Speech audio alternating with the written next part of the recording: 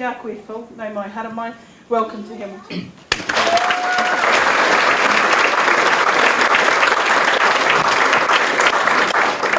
Kia ora katoa, and thank you very much for that warm welcome to the Waikato.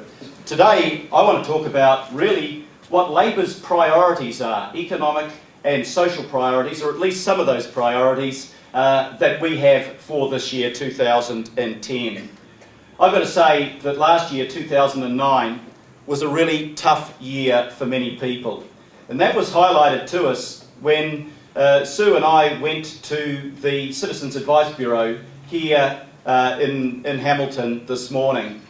And they say that they're getting inquiries, I think, running at about 500 a week, but the highest ever level of inquiries that they've had from people who are out of work, made redundant, finding it really tough to make ends meet.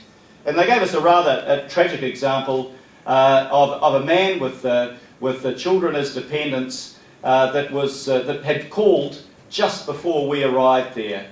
He has a heavy transport licence, he's keen and ready to work, he's got a part-time job, but he's really struggling to put the budget together at the end of the week, struggling to find a job that pays him enough and gives him enough hours to support his family and to earn a decent livelihood. And I say that 2010 has to be a year when we do something for people like that man in Hamilton, to give them a fair go, to enable them to share in the benefits of the recovery that should happen this year. Every country in the developed world, the so-called G20 countries, is now out of recession and recovering. Yesterday, the IMF came out and said that the world economy in 2010 would grow by 3.9%, say 4%. That's a huge growth across the world that will be reflected in New Zealand and that will help us directly and indirectly. And my message today, above all else, is that the benefits of that economic recovery and the benefits of the taxation policy that should be announced in the budget this year have to be shared fairly across working New Zealanders and Kiwi families. The people that suffered in the recession were people that were at the bottom of the heap, and they've got to benefit from the recovery, just as all hard-working New Zealanders need to recover. This needs to be a recovery for all New Zealanders and not just the privileged few at the top of the heap.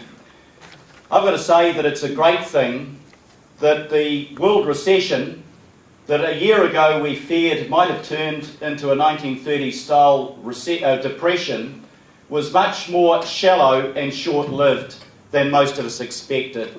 And I think it's a great thing that New Zealand went into that recession, compliments of Helen Clark and Michael Cullen's leadership, with one of the lowest levels of government debt in the world, which has given scope for this government to spend more in terms of stimulus, and also that we had amongst the lowest unemployment rates of any country in the Western world.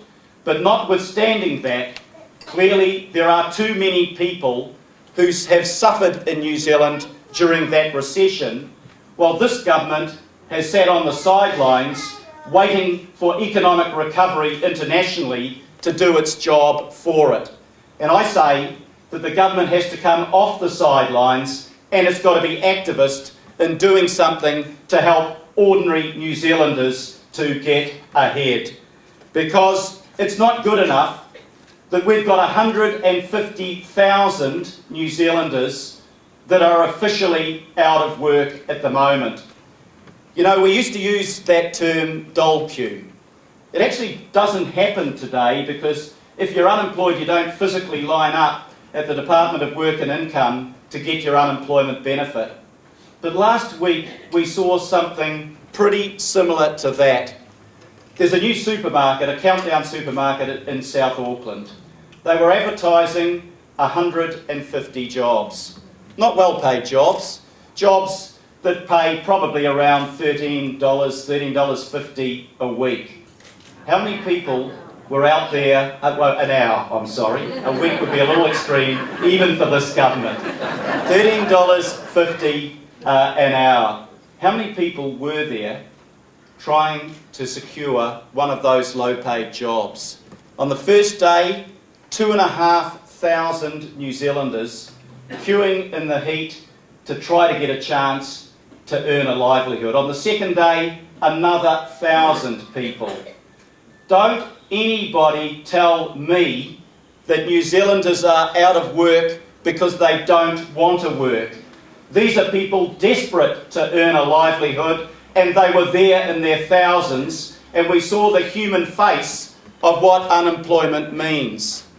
And I hope that a certain employer that stood up at an employers' meeting last year, not knowing that there was a trade union organiser in the audience, and told that audience that unemployment was a good thing.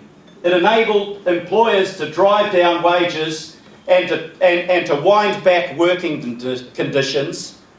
I hope that that employer watched those pictures on TV and thought about the implications of what he was telling that group.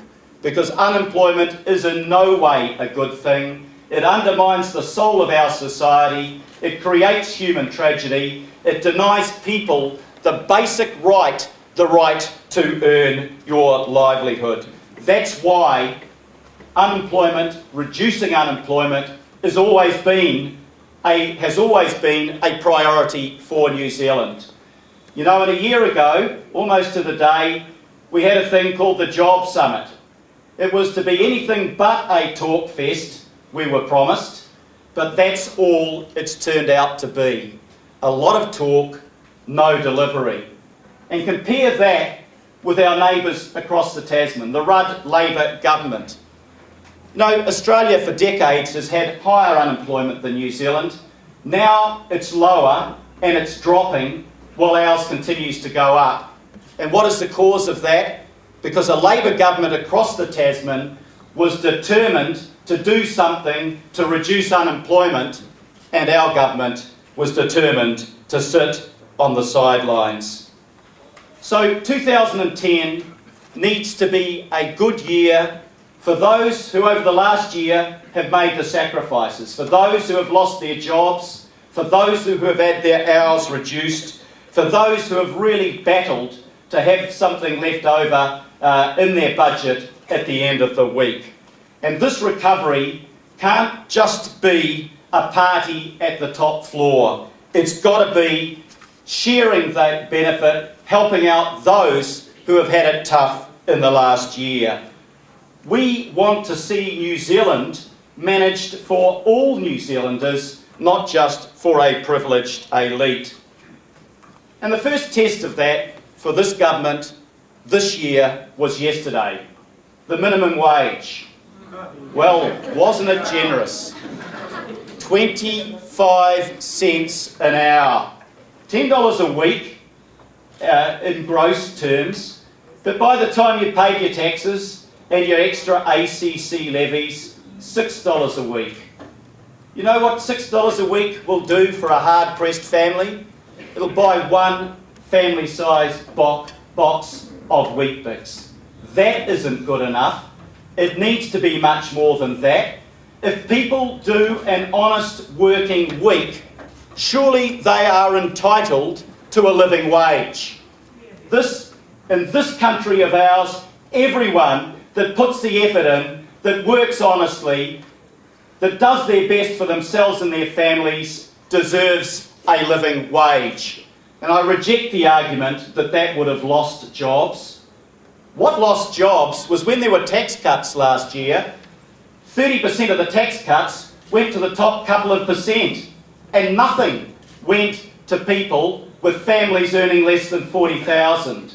You put more money in the pockets of somebody struggling on the minimum wage, or just above that, they go out and spend it. That stimulates the economy, that creates jobs, that helps keep businesses going. And that point has been ignored by this government. You know, the lowest paid haven't even got a level of compensation that would match the cost of rising inflation. I want to compare the situation that those people that are really struggling are in, and those that are out there getting a better wage but working really hard for it, with what is happening at the other end of the income spectrum. Because the chief executives of New Zealand's top companies get paid 50 times more those on the minimum wage and 25 times more than those on the average wage. Now, I've got nothing against people doing well. Good luck to them. People put in the effort, they put in the hard work, they take on the responsibility, they should be rewarded for that. But I've got to say that the gap in our country between those struggling at the bottom and those doing really well at the top is getting wider, and it's too large.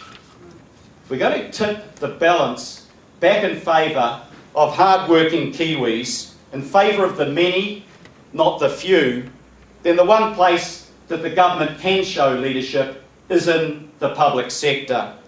Since 1997, the chief executives in the public sector have had increases of 85% in their incomes, about 8% a year, double the rate of inflation. And remember that the people that are on the minimum wage haven't even got compensation for the actual rate of inflation. And remember too that the government at the moment, Bill English, is telling the hard-working people that keep our hospitals running, the orderlies, the kitchen hands, those that do the basic but critical work in the hospitals, those that do the cleaning work in the schools, Bill English is saying that they should have no wage rises, and remarkably he added for 5 years. No wage rises for 5 years. So he won't be there to do it in 5 years, that's the good point about it, but don't forget the damage that he can do in the meantime. But apparently there's a different set of rules for the chief executives.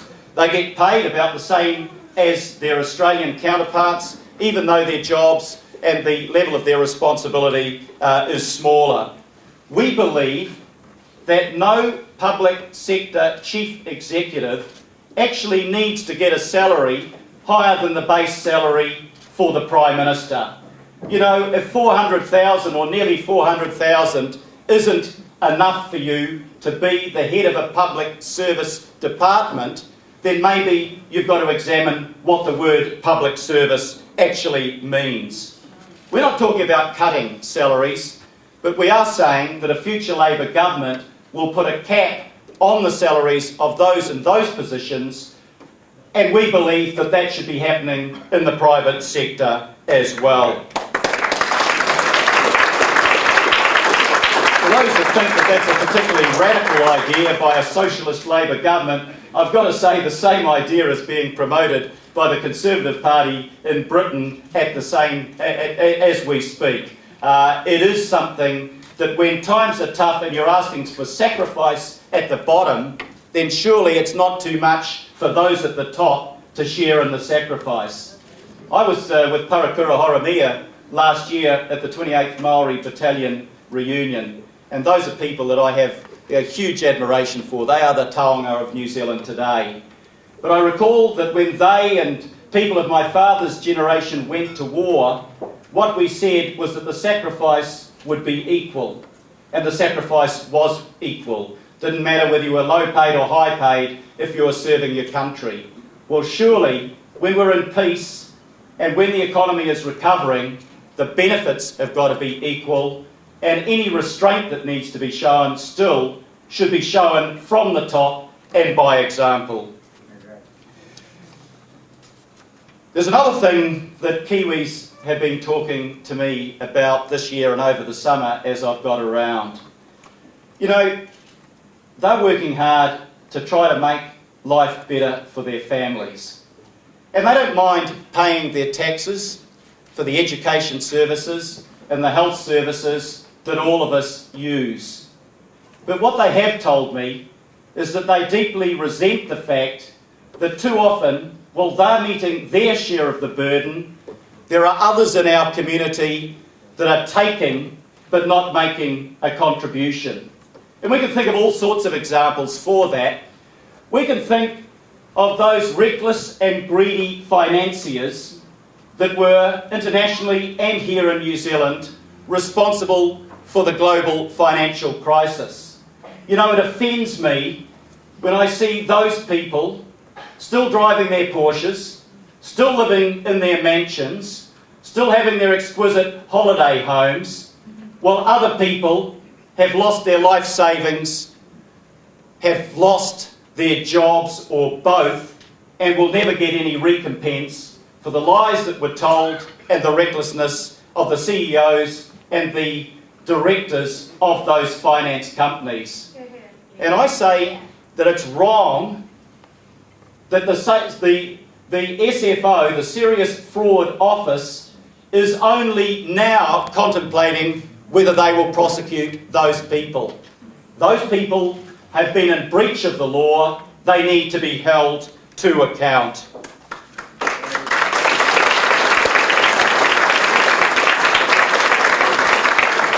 And I've got to say that when I heard the task force that was set up to look at the taxation system saying that half of the top income, the 100 top income earners in New Zealand, weren't paying the top tax rate. They were probably paying a lower percentage of their income than a hard-working Kiwi on the average wage. Then I say it's wrong, and those loopholes have to be closed as well. If you're earning the money, pay your share. That's your obligation as a member of our community. And that's all we're asking them to do, to pay a fair share and not put the burden on those wage and salary earners that don't dodge or evade their tax. You know, some of those people are living as tax exiles. They got their start in New Zealand. They got their education in New Zealand. They were born in a public hospital in New Zealand. They took from New Zealand, but now they don't want to give back. And they still ask for the knighthoods and still get the knighthoods. And I'm offended by that as well.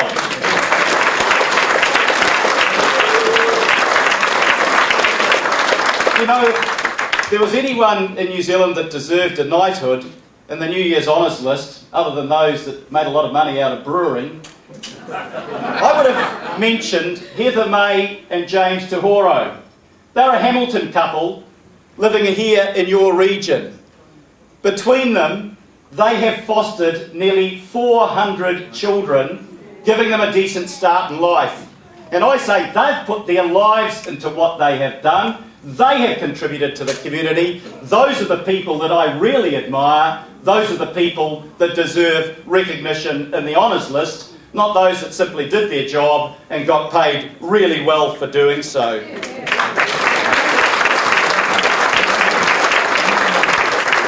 You know, we want everybody to get ahead, but not by ripping off their fellow Kiwis. And I've mentioned people at the top that have been ripping off the system, and I'll mention a few at the other end of the scale too. Last week you saw the case of a guy that had been on ACC for 5 years. Now in Parliament, Labor has been fighting tooth and nail to preserve the benefits of ACC, but not for the likes of this person.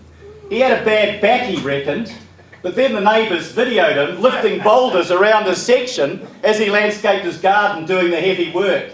And he was charged, and he's just been convicted, but for reasons inexplicable to me, he's never been asked to pay that money back. And I say those that rip off the system are simply creating excuses for this government to take away the benefits from the people who genuinely and really need them. And we should have zero tolerance for people that steal from the public sector in that way. And if I was sort of concerned and upset about that, I was even more concerned to hear about a family called the Harris family. Now, when I was Minister of Justice, I remembered the Harris family. They're from Christchurch. The old man heads up a white power gang called the Road Knights. The whole family is involved in crime. But what I found out the other day is that they've been living on sickness benefits for 25 years. You know why? They said they were addicted to marijuana. Addicted to marijuana. And then they put in a claim to the Department of Work and Income for work and income to pay to fence their swimming pool. The gall of people that want to take from the system but never give anything back. And I say to the hard-working New Zealanders out there that don't mind paying their tax to support a system we all support, to protect people in adversity, to protect people in old age, to protect people when they're ill, that we're not going to see misspending of our money for those people at the top or at the bottom that want to rip the system off. That's got to come to an end.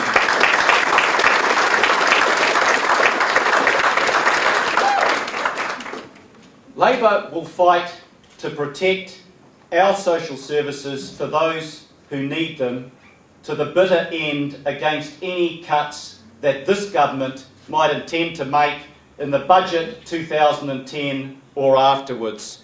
We'll fight for a community where every family has the opportunity to flourish and make the most of their lives. We'll fight to ensure that no child is held back from a good education or good health care simply because their family is poor or because their family has fallen on hard times. And when Labor develops its social policy, as we are working on now, it will be around ensuring that every child in our country has the potential to make the most of his or her life. We've got a community responsibility to do that. Every child in our community, regardless of the situation of their parents, has to get a good start. But I've got another message too, that when any person, man or woman, decides that they are going to bring another life into this world, then they also have a personal responsibility to make sure that that child grows up in a family that is stable, that is secure, and that is loving. Every child that suffers from abuse and neglect in New Zealand is a human tragedy.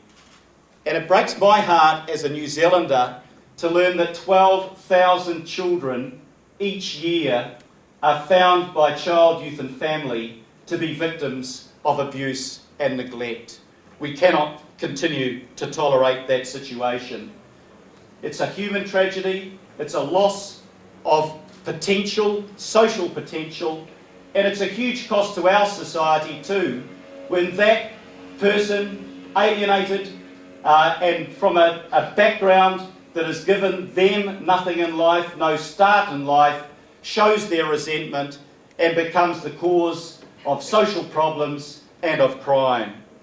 Social workers that I've talked to say that basically almost every parent that they have met want the best for their children. But when families are dysfunctional, that simply doesn't happen. They don't provide the care that their families need. So when parenting fails, there is a community responsibility to every one of those children. And we need to be there to help those young people when they're going off the rails, not just when they've fallen off and fallen off forever. And that's why I went back, as Nanaia mentioned, to Te Huri Hanga this morning. Te Huri Hanga is a scheme that I set up as Minister of Justice, designed to target those young people already in serious danger of being lifetime adult criminal offenders. They've already accumulated a lot of convictions or a lot of charges or offences. On average, they've committed something like 23 known offences before they go onto the program. One young man there has committed 80 to 90. But what we needed to do was to bring in a last chance intervention, something to try to put those young people back on the rails, to avoid them becoming a cost to themselves, their family, and the whole of our community for the rest of their lives. And I've got to say, the results that I've seen from that program have been absolutely brilliant. In the first 10 months after the first person graduated, these were kids at the hard end of it, there has not been one known offence. Normally, there would have been scores of offences. And they have said that with the intensive program they put in place, they are turning the lives of those young people around. I met a half a dozen of them today. Sitting around the table with them, I wouldn't have known the number of offences they'd committed. They were polite, they were obviously committed to their program, they were benefiting from that program. And I say that if we want to make New Zealand a safer community, you need the tough laws. I put in tough laws as Minister of Justice, but you also need the fences at the top of the cliff, because it's not much consolation to the victim that they get victimised and then you say, but we'll punish the offender. Far better to stop that victimisation, that crime occurring in the first place. And that's what this program is doing, and I'm proud it was a Labour government that brought it in. You know, I've heard a lot of nonsense over the last couple of weeks. There's this program called 3 Strikes and You're Out. Yeah, what difference is it going to make? Well, they've said 12 extra people will be imprisoned each year for each of the next 5 years. Well, I'm sorry, 12 extra people. You've got 8,500 people in prison. I don't think it's going to make much of a difference at all. I think it's simply about rhetoric. It's creating the perception that you're going to do something about it. The boot camps. We used to have boot camps, you know, and a lot of people think boot camps would be a good idea. And on the surface, perhaps you'd think that it might work. Well, we used to have them, and when I became Minister of Justice, I asked what the reoffending rate was after you'd been on a boot camp. It was 92%. 92%. And as one rather stout police sergeant told me, you know, the only bloody thing this program does makes them fitter and harder to catch. and that's about it. So we're getting the rhetoric, we're getting a government that creates or tries to create the perception of a safer society. We're not getting the reality.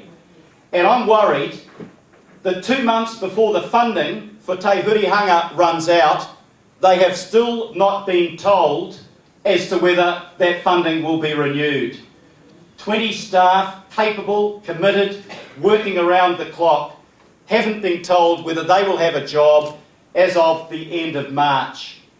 And I say, when the judges in your town and the police in your town describe this program as a godsend, when we stop people becoming victims, when we have a system that is effective in turning the lives of people around who will otherwise cost this country millions of dollars financially and endless heartache, that's not good enough.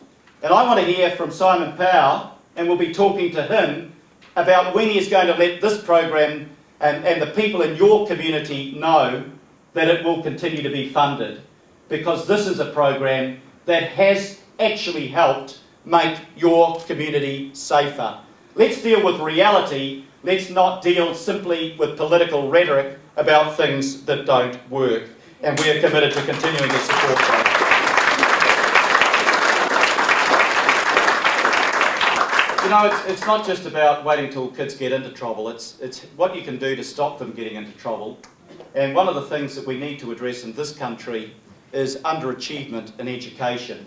Now, I say that being very proud of our public education system. I went through a public education system. It met my needs. I couldn't have asked for a better education if my parents had been wealthy and had paid for it to be delivered privately. I got the best education, and I got it at my local state school.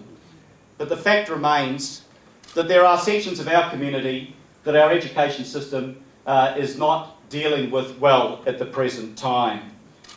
It is going to be a problem for all of us.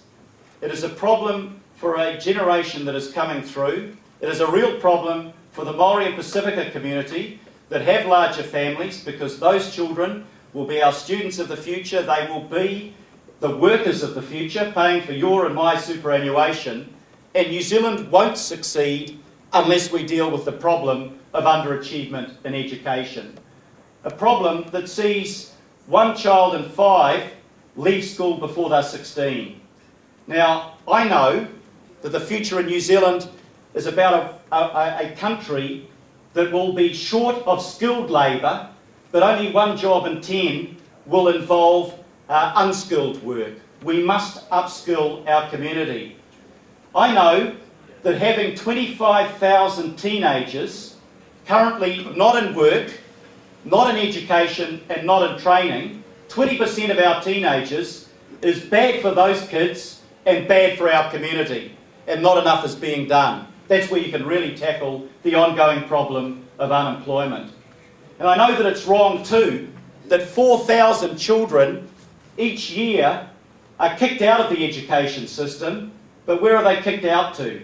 Somewhere where you don't have supervision, when they're not doing something constructive, and what can be sillier than putting at-risk kids in that situation?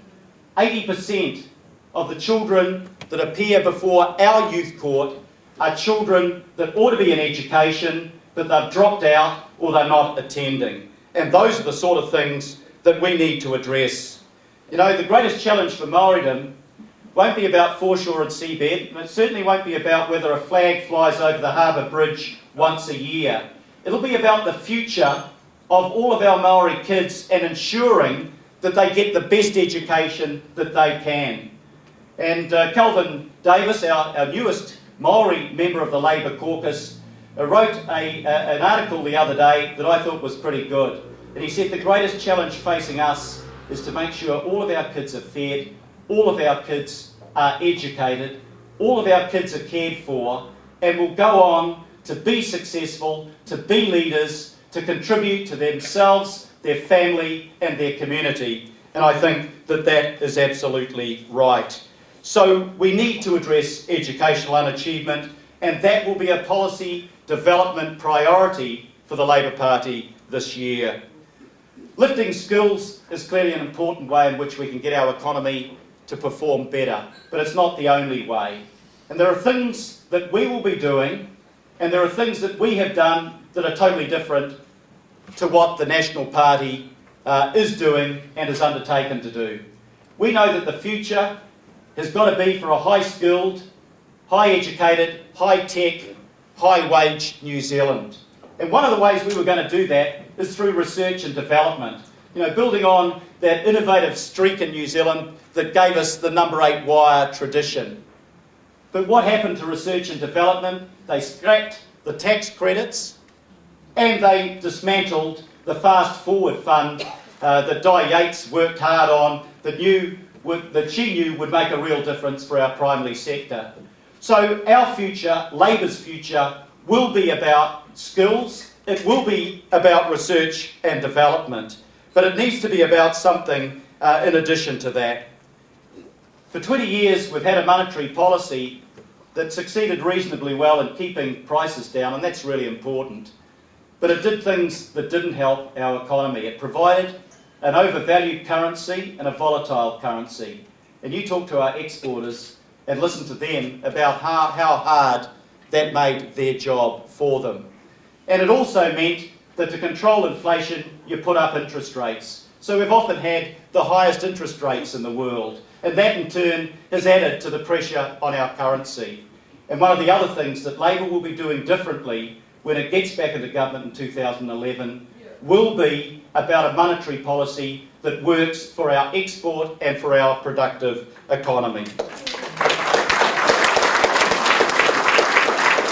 The other big issue, and perhaps the last issue that I want to address today, is our tax system. The Tax Working Group has done a pretty comprehensive report. They've put in a lot of analysis, they've made recommendations to government, they've set out the option. And the ball is now very firmly in the government's court. What have we said to the government? Well, we've said that we're happy to work with them to put together a consensus about a new tax system that will be sustainable over time. We did that notwithstanding the fact that we were let down when we offered to do the same thing on the emissions trading scheme. The government showed bad faith on that. They backed out of it, left you with a scheme that won't help the environment and will cost you as taxpayers $110 billion. But notwithstanding that, we said we're an opposition that will hold you to account, but we're also an opposition that is prepared to be positive and constructive. but we have some conditions on our support. And the first condition is that any changes to the tax system will help all New Zealanders, the many not the few, not just the privileged elite, and will close the loopholes that allow the big money earners that don't pay their share to have to pay their share. That's not too hard a condition to put on for the government. But I will tell the government this, that we won't be supporting an increase in GST that pushes the prices up for hard-working New Zealanders struggling to meet their budgets simply to pay for tax cuts for those on the top tax rates. We won't do that.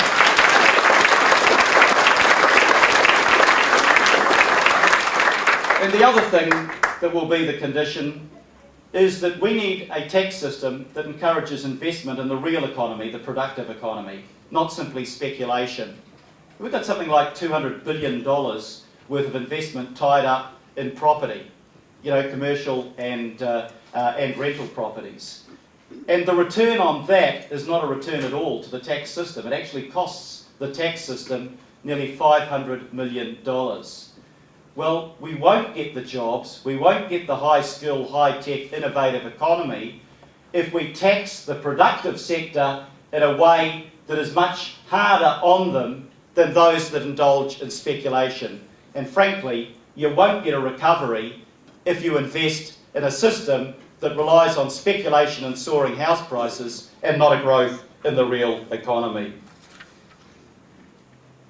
So we have made that offer to National. We will work with them if they choose to do that, but we will only work with them if those changes work for New Zealand families and for those that are working hard and carrying their share of the burden in the economy.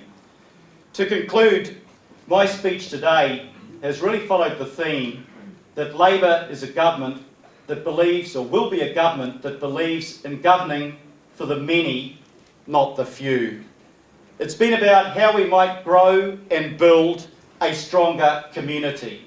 It's been about the privileged elite needing to carry their share of the burden alongside hundreds of thousands of ordinary New Zealanders who are already doing that. It's been about not just a strong community, ensuring that every child gets a decent start in life, but also a strong economy. And in 2010, we will have economic recovery, and the government has the opportunity to deliver both things, a strong community and fair shares for everybody in it. Our priority as a party this year will be to be alongside hard-working Kiwis and their families, making sure that they get a fair share out of the progress we can make as a country, making sure that they have opportunities that they can take advantage of to help them get their families ahead. Thank you very much for being along here today, and thank you very much for the chance to talk with you about what Labor will do when it's elected to government in just 2 years' time, 2011. Thank you very much.